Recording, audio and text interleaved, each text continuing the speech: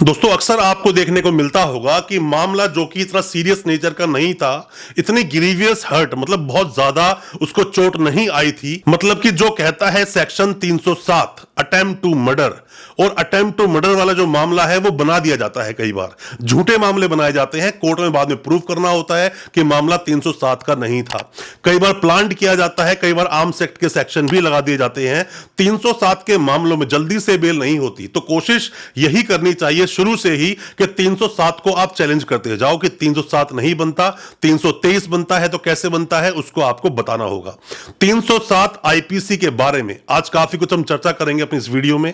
मैं आपको बताऊंगा बेल आपकी कैसे होगी, किस तरह जल्दी आप बेल ले पाएंगे, किस तरह से कोर्ट में आर्ग्यू करेंगे, और साथ में आपको यह भी बताऊंगा कि 307 में मेन चीजें क्या हैं जिसकी वजह से वो 307 बनता है, अटेम्प्ट टू मर्डर बनता है, हाफ मर्डर लोग बोलते हैं। हालांकि हाफ मर्डर जैसा कोई वर्ड आईपीसी सीआरपीसी में है नहीं।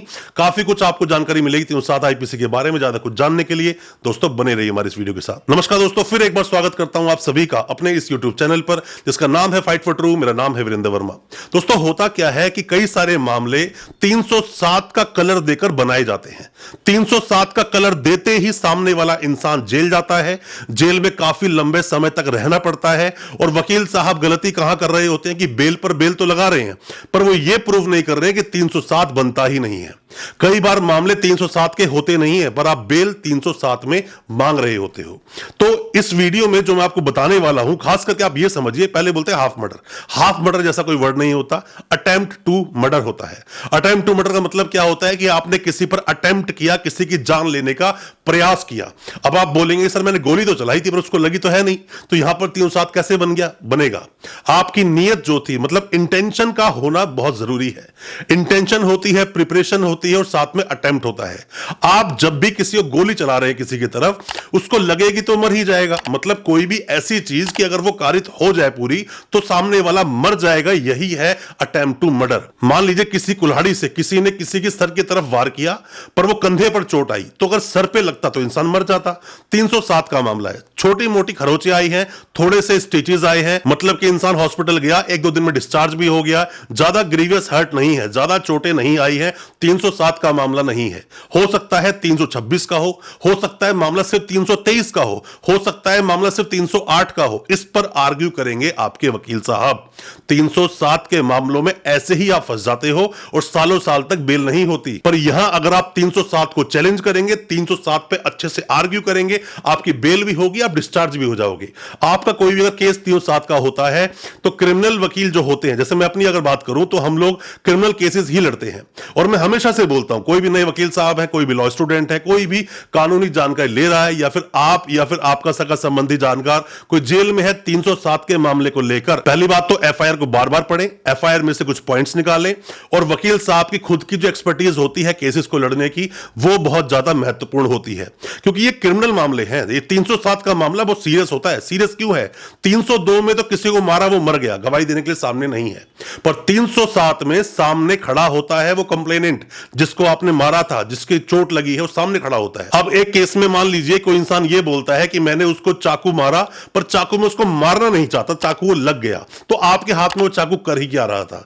चाकू आपने उसकी ओर बढ़ाया तो मारने के लिए ही बढ़ाया, लग गया, चोट आ गई, ग्रीवियस हर्ट हो गया। दोस्तों हालांकि आपको ना ग्रीवियस हर्ट क्या बोलता है, मतलब कि सीरियस इंजरीज क्या होती हैं, उसके बारे में 320 को अच्छे से पढ़ना चाहिए।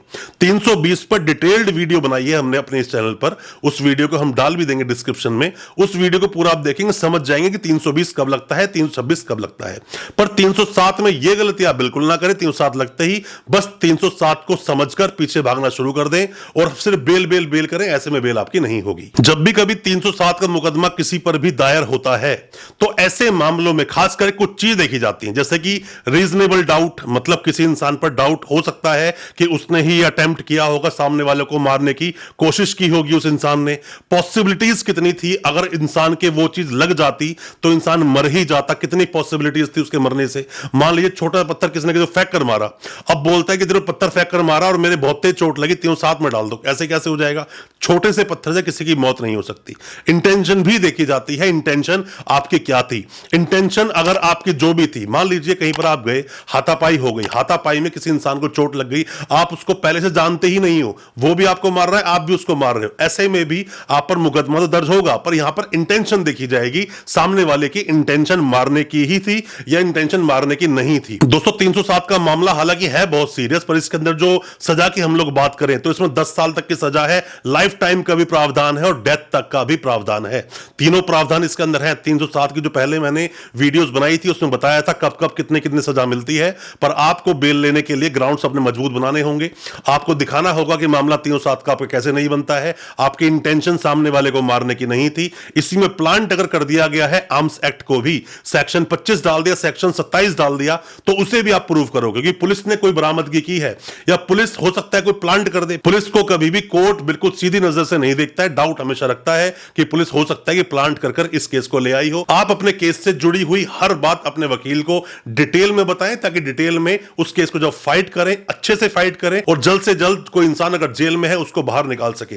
एंटीसिपेटरी बेल भी होती है, एंटीसिपेटरी बेल भी मिल जाती है 307 में, घबराने की जरूरत नहीं है। डिपेंड करता है केस क्या है, केस टू केस डिपेंड करता है, क्योंकि सभी केस अलग अलग होते हैं, सबका नेचर अलग है, मारने का तरीका अलग है, किसी इंसान को चोट कितनी है ये अलग है, एमएलसी क्या बोलती है ये अलग है, किस हथियार का इस्तेमाल किया ये अलग है, ये सब कुछ 307 में देखना पड़ता है, तभी बेल होती है। दोस्तों आप हमसे ऑनलाइन कंसल्टेंसी भी ले सकते हैं, दिए गए नंबर व्हाट्सएप कर सकते हैं। कोई सवाल आपके दिल में है कमेंट बॉक्स में सवालों को पूछें, हम आपको उसका रिप्लाई करेंगे। और दोस्तों अच्छा लगा हो आज का वीडियो, हमारी वीडियो को ज्यादा से ज्यादा अपने दोस्तों परिजन परिवार तक शेयर करें, ताकि वो भी अपने आप को कानूनी जानकार बना सकें। और हमारे चैनल को सब्सक्राइब करना बिल्कुल ना भूलें, साथ में लगा बेल आइकन जरूर दबा दें, ताकि इसी तरह की लीगल अवेयरनेस की वीडियोस आप तक पहुंच सके सबसे पहले। बहुत बहुत शुक्रिया दोस्तों, धन्यवाद हमारे इस वीडियो के साथ बने रहने के लिए।